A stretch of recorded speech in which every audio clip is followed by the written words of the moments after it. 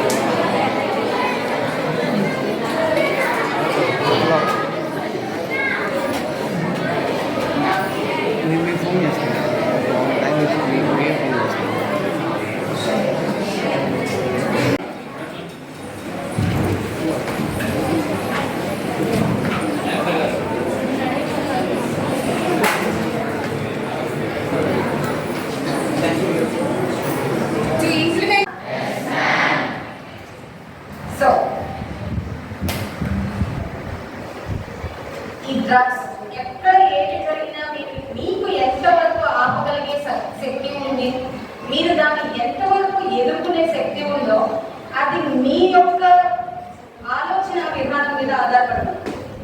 బలము అంటే కేవలం ఫిజికల్లోనే ఉండదు, మైండ్ దాంట్లో చాలా ఉంటుంది. కొంతమంది చాలా వీక్గా కనిపించచ్చు, కానీ వాళ్ళకి ఫిజికల్ గా ఎదుర్కొనే శక్తి లేకపోవచ్చు. బుద్ధి బలంతో చాలా స్ట్రాంగ్, ఎన్ని ఛాలెంజెస్ వచ్చినా ఎన్ని ప్రాబ్లమ్స్ వచ్చినా దానికి ఎదురు నించొని చేసేది. సో మన శక్తి వంచన లేకుండా మనం ఈ పనిని చేద్దాము అనేవాళ్ళు రెండో రకం. కనీసం దానికి కొంత ఎఫర్ట్స్ పెడతారు, 50% అన్నా ఎఫర్ట్స్ పెడతారు. ఆ గోల్ రీచ్ అవ్వడానికి ట్రై